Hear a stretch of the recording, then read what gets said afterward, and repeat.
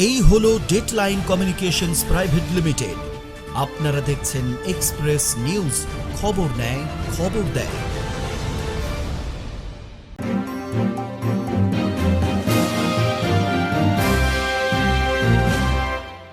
নমস্কার, আপনারা দেখছেন বাংলার মুখ। আপনাদের সঙ্গে রয়েছে আমি সোমা। দেখে নেব আজকের গুরুত্বপূর্ণ কিছু খবর। প্রধানমন্ত্রী নরেন্দ্র মোদীকে চিঠি মমতা বন্দ্যোপাধ্যায়ের। লাগাম ছাড়া মূল্যবৃদ্ধি নিয়ন্ত্রণে প্রধানমন্ত্রীর হস্তক্ষেপ দাবি করে চিঠি লিখলেন মুখ্যমন্ত্রী। নিত্য প্রয়োজনীয় জিনিসের, বিশেষত খাদ্যদ্রব্যের বেলাগাম মূল্যবৃদ্ধি নাভিশ্বাস তুলেছে মানুষের। মহামারীতে রোজগার হারিয়ে অথবা কম রোজগারে যখন ধুঁকছে মানুষ, তখনই চাল ডাল থেকে শাকসবজির দাম আকাশ ছোঁয়া। আলু 40 থেকে 50 টাকা কেজি, পেঁয়াজ সেঞ্চুরি হাঁকিয়েছে। এই অবস্থায় সরকার হাত পা গুটিয়ে বসে থাকতে পারে না। রাজ্যের তরফে সাধ্যমতো চেষ্টা করছেন মমতা বন্দ্যোপাধ্যায়। রাজ্য কৃষি বিপণন দফতরের তরফে সুফল বাংলা স্টলে কেজি প্রতি 25 টাকায় জ্যোতি আলু বিক্রি করছে সরকার। তৃণমূল কংগ্রেসের তরফেও বিভিন্ন ক্ষেত্রে মানুষের হাতে ন্যায্য মূল্যে খাদ্যদ্রব্য তুলে দেওয়ার চেষ্টা চলছে। রয়েছে কালোবাজারি রুখতে টাস্ক ফোর্সের নজরদারি। তা সত্ত্বেও মূল্য বৃদ্ধি নিয়ন্ত্রণ করা যাচ্ছে না। এক্ষেত্রে প্রধানমন্ত্রী নরেন্দ্র মোদীর হস্তক্ষেপ দাবি করে চিঠি লিখলেন মমতা বন্দ্যোপাধ্যায়।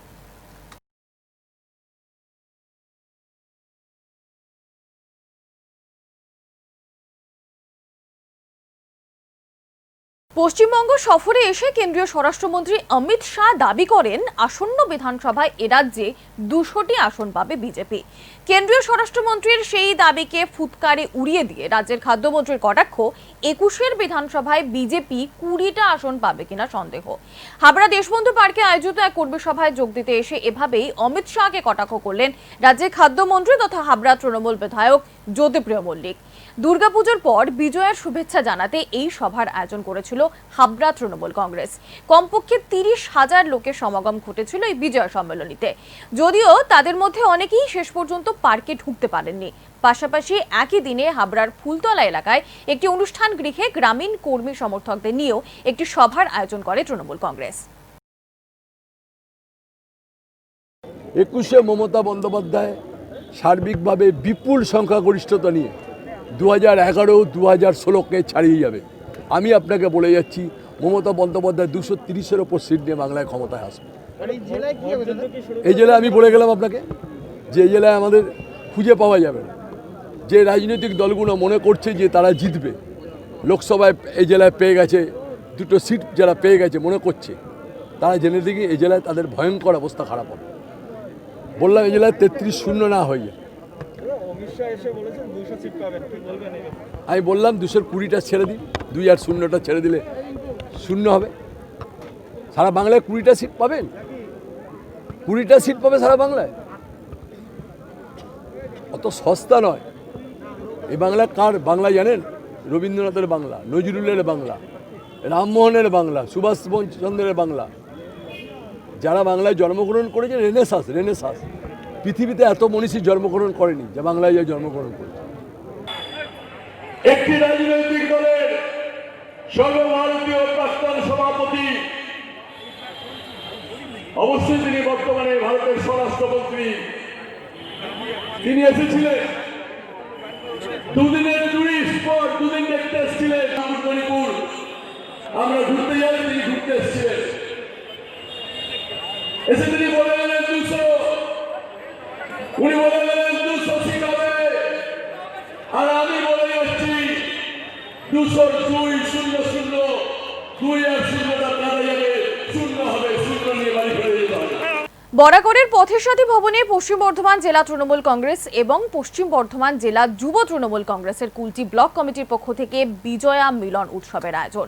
আসানসোল নগর নিগমের প্রশাসক তথা পশ্চিম বর্ধমান জেলা তৃণমূল কংগ্রেসের সভাপতি জিতেন্দ্র তিওয়ারি ছিলেন এই বিজয়া মিলন উৎসবের প্রধান অতিথি।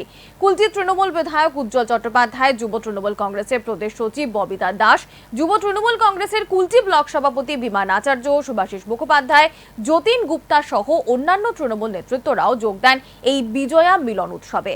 একদিকে পুজো এবং উৎসবের আবহে শুভেচ্ছা বিনিময়, দলীয় কর্মীদের মতের আদান প্রদান, মনোবল বৃদ্ধি, দায়িত্ব সচেতনতা নিয়ে আলোচনার পাশাপাশি পশ্চিমবঙ্গের বর্তমান পরিস্থিতিতে সবচেয়ে বড় রাজনৈতিক শত্রু বিজেপির মোকাবিলা কিভাবে সম্ভব তা নিয়েও কথা হয় এদিন। পাশাপাশি বিজেপি কিভাবে দেশের তথা রাজ্যের মানুষের মধ্যে বিদ্বেষের বিষ প্রবেশ করিয়ে সুস্থ স্বাভাবিক সম্প্রীতির বাতাবরণ নষ্ট করে দিতে চাইছে সে বিষয়েও তীব্র সমালোচনা করেন তৃণমূল নেতৃত্ব। বাংলার মুখে সময় একটা বিরতির সঙ্গে থাকুন।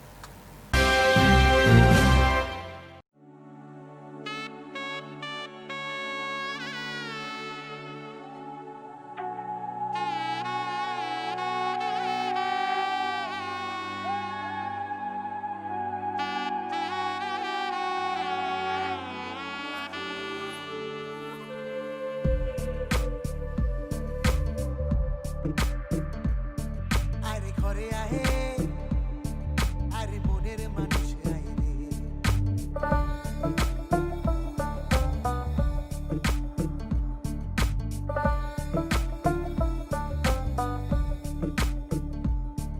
ওরে প্রাণের মানুষ তুই ঘরে আয় রে, ওরে প্রাণের মানুষ তুই ঘরে আয় রে।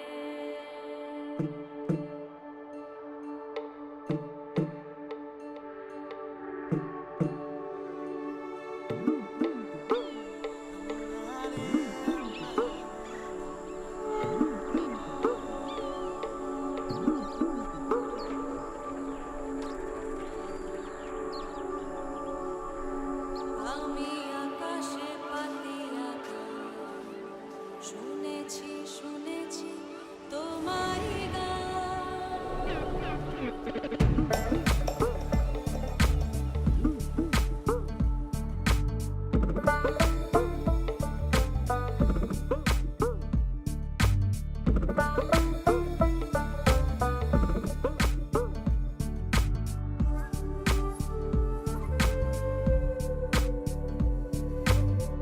আমি তোমারই সপেছি প্রাণ গো বিদেশিনী।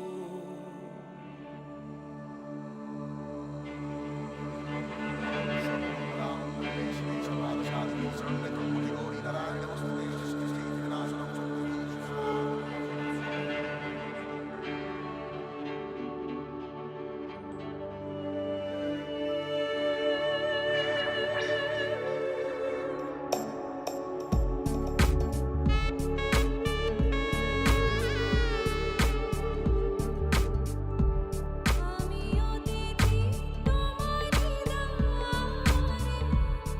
ও গো বিদেশিনী।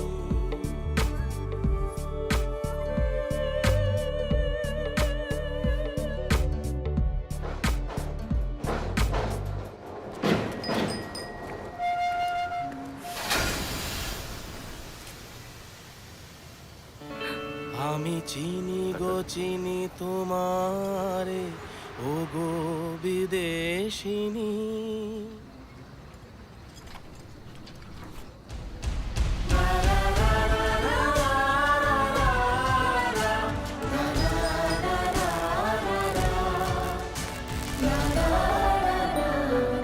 Welcome to Bengal, the sweetest part of India.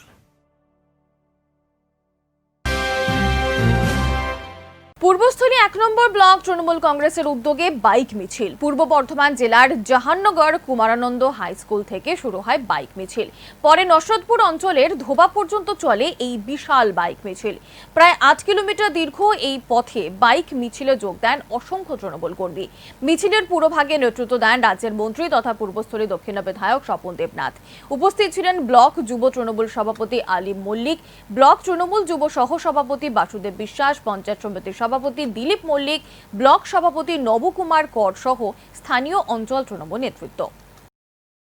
পঞ্চায়েতের রাস্তাঘাট ঢালাই কোনো ঘাটতি রাখিনি আমরা। 11 সালে নসরতপুর মমতাজি ক্ষমতা আসার আগে 11 সালের এই 20 সালের নসরতপুর 10 বছরে নসরতপুরকে বিবেচনা করবেন আপনারা প্রত্যেক অঞ্চলে। 11 সালে ক্ষমতা আসার আগে পূর্বস্থলী 1-এর উন্নয়ন বাম জামানায় 11 সালে মমতাজি ক্ষমতা আসার পর 11 থেকে 20 9 বছরে ব্লকের উন্নয়ন আপনারা মানুষের কাছে তুলে ধরুন। একটা পরিবার চায়নি করোনা ভাইরাসের পর বিনে পয়সা রেশনের চাল পায়। এটা কাজ নয়। বেছে বেছে মমতাজি দিয়েছে। মুসলিম রেশন কার্ড হোল্ডারও চাল পেয়েছেন, আবার হিন্দু রেশন কার্ড হোল্ডারও চাল পেয়েছেন। মমতাজি দিয়েছে। যারা হিন্দু হিন্দু করে বেড়াচ্ছে তারা চাল দিচ্ছে না।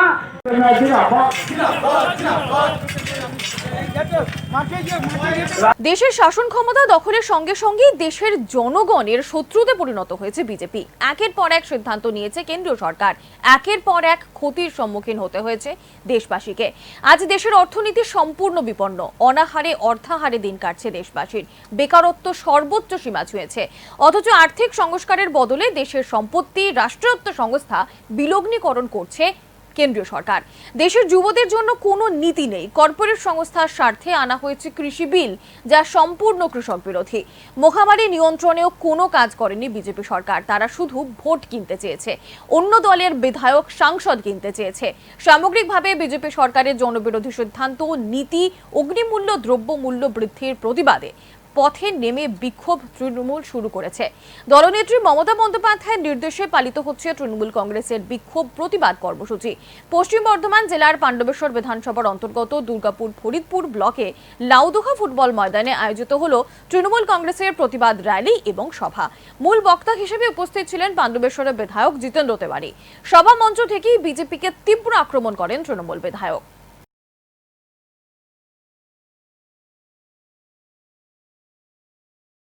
খনি শিল্পাঞ্চলের হিন্দি সাহিত্য ভাণ্ডার যথেষ্ট সমৃদ্ধ, অথচ বাংলা ভাষাভাষী মানুষ যারা রয়েছেন তারা এই অমূল্য সাহিত্য রস আস্বাদনে বঞ্চিত।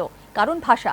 যে সমৃদ্ধ হিন্দি সাহিত্য রয়েছে খনি শিল্পাঞ্চলে, তার যথার্থ ভাবপূর্ণ বঙ্গানুবাদ যদি করা সম্ভব হয়, তাহলে এই অঞ্চল তো বটেই, বিস্তীর্ণ অঞ্চলের বাংলা ভাষাভাষী মানুষ এই অমূল্য সাহিত্য রস লাভ করতে পারবেন। আসানসোলে হিন্দি একাডেমির অনুষ্ঠানে যোগ দিয়ে এই প্রস্তাব দিলেন আসানসোলের পুর প্রশাসক জিতেন্দ্র তিওয়ারি। পাশাপাশি তিনি নিজেও এই কাজে সহায়ক হবেন বলে মন্তব্য করলেন। लेकिन वो भी इसे पढ़ें और वो महसूस करने के बाद वो भी कहें कि हाँ नहीं भाई ठीक। जिस तरह से बांग्ला साहित्य यहाँ समृद्ध है, हिंदी साहित्य के साथ जो लोग जुड़े हुए वो भी बहुत समृद्ध है, बहुत उच्च कोटि के लोग हैं। ये फीडबैक हम लोग चाहते हैं और इसके ये तभी संभव है जब इस इलाके में, मैं मनोज जी जिस इलाके की बात कर रहे थे, यहाँ पर जो हिंदी साहित्य पर जो चर्चाएं हो रही है उसका बांग्ला में अनुवाद हो। और मेरे ख्याल से इसमें कुछ जरूरत पड़ेगी, कुछ बाहरी सपोर्ट की भी जरूरत पड़ेगी। तो हिंदी अकादमी तो है ही, उसके साथ साथ आपको इस शिल्पांचल में ऐसे बहुत से लोग मिलेंगे जो इसके लिए तैयार बैठे हैं, वो सपोर्ट करने के लिए भी तैयार बैठे हैं कि कोई करे तो हम हैं। फिनेंशियली जो मामला है, आर्थिक रूप से जो सहयोग के मामला, उसके लिए बहुत से लोग तैयार बैठे हैं। तो उसमें भी हम लोग एक पुल का काम करेंगे, जिससे कि लेकिन किन रचनाओं का बांग्ला में अनुवाद होना चाहिए, इस पर जो साहित्य से जुड़े हुए आप जो लोग हैं, आप लोग इस पर थोड़ा गहन चिंतन करें। तो मेरे ख्याल से आने वाले, जब तो नवंबर दिसंबर समाप्त हो रहा है, जनवरी मार्च के अंदर हम लोग इस दिशा में भी कदम रखें कि 2-3 काव्य संग्रह हो, और भी जो भी है हिंदी विधा की जो भी रचनाएं हैं, 2-3 पुस्तकों का बांग्ला में अनुवाद थोड़ा हो, जिससे कि हम लोग बाहर में भी, और क्योंकि बंगाल तो बांग्ला भाषी लोगों का ही है, उनका ही रहेगा, हमेशा वही मेजोरिटी में रहेंगे। तो और आप भी चाहते हैं, जो रचता है वो ये भी चाहता है कि मेरी रचनाएं लोगों तक पहुंचे, लोगों के हृदय तक स्पर्श करे, अपने अनुभव से मैं लोगों के दिलों को छू सकूं, ये हर आदमी के अंदर इच्छा होती है। तो उसको मैक्सिमम लेवल तक पहुंचाने के लिए इस दिशा में हमको लगता है कि थोड़ा बहुत सोचने की जरूरत है। और जहां तक हम लोग का है, तो हम लोग तो ऐसे कार्यक्रमों में जब आते हैं तो हम लोगों के पीछे तो बहुत ज़्यादा कुछ सोच नहीं होती, केवल एक सोच होती है हम लोग के लिए। जिस तरह हर जगह से हम लोग आउटकम चाहते हैं, पहले भी मैं बहुत बार कह चुका हूँ ऐसे कार्यक्रमों कि हम लोग रास्ता ट्रेन लाइन बनाने वाले लोग हैं। हम लोग चाहते हैं कि साहित्यिक जगत में जो लोग हैं उनका भी कुछ आउटकम हो, माने उनके साहित्य को पढ़ के भी कुछ समाज में परिवर्तन हो। आप जिस तरह रास्ता बना के हम लोग चाहते हैं, रास्ता सुंदर हो गया, लाइट लग गई, प्रकाश आ गया, इसी तरह समाज में जो लोग हैं, जिस व्याधि का हम लोगों के पास कोई उपचार नहीं है, उसका उपचार साहित्य जगत में जो लोग हैं उनकी रचनाओं से हो। इसी उम्मीद के साथ हम लोग बार बार ऐसे कार्यक्रम आते हैं और होता भी है। हाँ, ये हमारे लिए सुखद स्थिति है जब होता साहब जैसे लोग के लोगों के बगल में बैठने से जब वो कहते हैं कि ना कलकत्ता में ऐसा परिवेश नहीं है जितना सुंदर परिवेश आसनसोल में है, तो सही में बहुत अच्छा लगता है और हम लोगों का मन में और उत्साह बढ़ता है कि नहीं, सही में कुछ करने की जरूरत है। और ये क्रेडिट सारा का सारा यहाँ के हिंदी एकेडमी की टीम को है। বাংলার মুখ এখনকার মতো এ পর্যন্তই। দেখতে থাকুন পরের অনুষ্ঠান। নমস্কার।